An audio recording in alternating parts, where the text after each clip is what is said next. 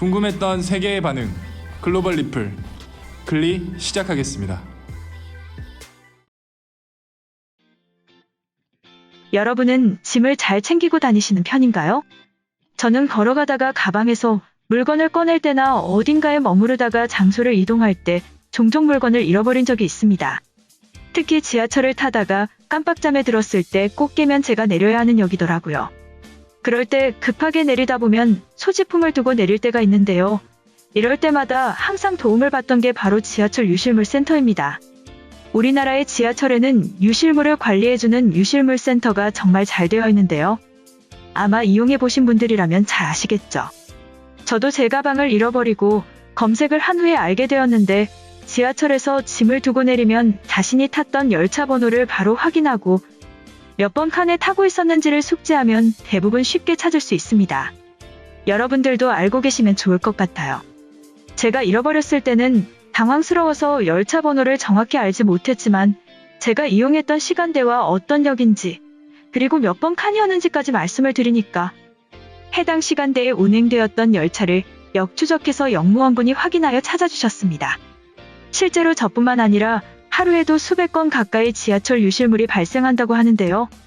서울교통공사에 따르면 지난 1년간의 지하철 습득 유실물을 조사한 결과 하루 평균 310건, 총 11만 3,106건의 유실물이 접수됐다고 밝혔습니다. 정말 어마어마한 양이죠. 유실물로 접수된 물건 중 가장 많이 잃어버린 물건은 지갑이라고 합니다. 총 2만 3,933건으로 전체의 21%를 차지하고 가방과 휴대전화가 각각 18%와 17%로 뒤를 이었다고 합니다. 그 중에서 주인을 찾아 돌아간 물건의 비율은 약 70% 정도라고 하는데 양으로 따지면 약 8만여 건이 주인의 품으로 돌아간 것이죠. 이런 소식을 알게 된 외국인들은 깜짝 놀란다고 합니다. 유실물이 지갑과 가방, 그리고 휴대전화가 가장 많은데 이것이 온전히 분실물 센터에 남아있다는 것 자체에 놀랍다고 하는데요. 실제로 유럽과 같은 서양권에서는 소매치기가 상당히 활발하게 이루어진다고 합니다. 개인이 움직이는 경우도 있고 조직을 이뤄서 팀 단위로 활동하는 곳도 있다고 하죠. 일부 국가에 국한된 것이 아니라 전반적인 유럽의 특성상 여전히 소매치기가 활발히 있는 것인데요. 실제로 여행 후기를 찾아보면 유럽 소매치기에 대한 소식을 생생히 들을 수 있는 곳이 많습니다. 그렇기 때문에 우리나라의 유실물 센터에 보관 유실물이 그대로 있다는 것 자체에서 놀라고 유실물이 지갑과 가방, 그리고 휴대전화처럼 값비싼 물건인데 탑승하고 있던 탑승객들이 가져가지 않고 그대로 남아있었다는 사실에도 깜짝 놀라는 것 같습니다. 우리의 정서에는 남의 물건에는 손대지 않는 것이 정상인데 외국인들의 문화는 조금 다른가 봅니다. 한편 글로벌 영어 커뮤니티에 관련 글이 올라와 소개해드리겠습니다. 그저께 소매치기 녀석이 내 가방을 훔쳐가려고 했다.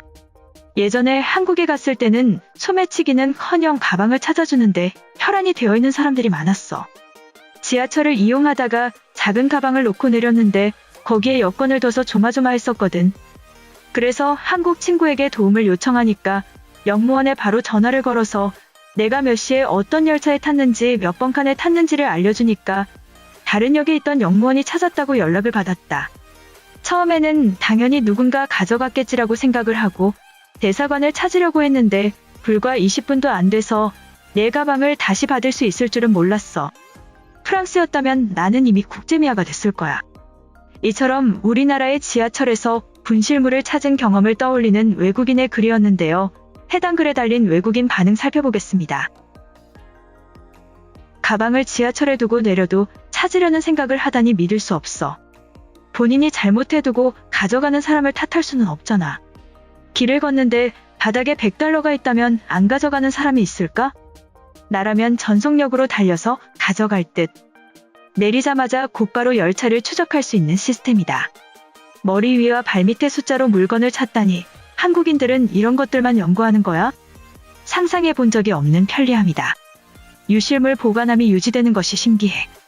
역무원들이 집으로 들고 가지 않으면 다행이야. 솔직히 파리에서는 지갑을 되돌려받아도 텅텅 비어있는 것이 정상이거든. 도둑이 안 챙겼다면 경찰이 가져갈 테고 그것도 아니면 훔칠 만한 것이 없었겠지. 물건에 GPS를 달아놓은 것처럼 역무원들이 객차의 위치를 실시간으로 확인한다. SF 영화에나 나올 법한 이야기야. 지난달에 가방을 잃어버리고 경찰한테 얘기했는데 아무런 회신도 없었어. 뉴욕 경찰을 믿고 있던 내가 멍청이다. 작년에 오빠가 에어팟을 들고 집에 왔는데 버스에서 누가 놓고 내린 거였어. 버스 기사님한테 맡겨도 결코 찾아주지 않을 거라는데 맞는 말이라서 할 말이 없었어. 한국인들은 그러고 보면 이탈리안보다는 순수한 것 같아. 한국에서 삼성 인턴십 할 때 매일 지하철을 타고 다녔어. 가방을 두고 내릴 뻔했는데 잘생긴 남자가 챙겨서 같이 내려줬고 지금 우리는 3년째 연애 중이야. 스페인의 허세 가득한 남자들한테서는 기대할 수 없는 섬세함이지. 내가 물건을 두고 내렸는데 전철문이 닫혔다면 완전히 패닉에 빠졌겠지. 그래서 한국인들도 초간단 위치 확인법이 필요했던 거야. 열차에 쓰여진 번호를 외울 정신은 없을 테니까. 훔치거나 빼앗은 것도 아닌데 굳이 돌려줄 필요가 있을까? 정말로 필요가 없어서 두고 내렸을 수도 있잖아.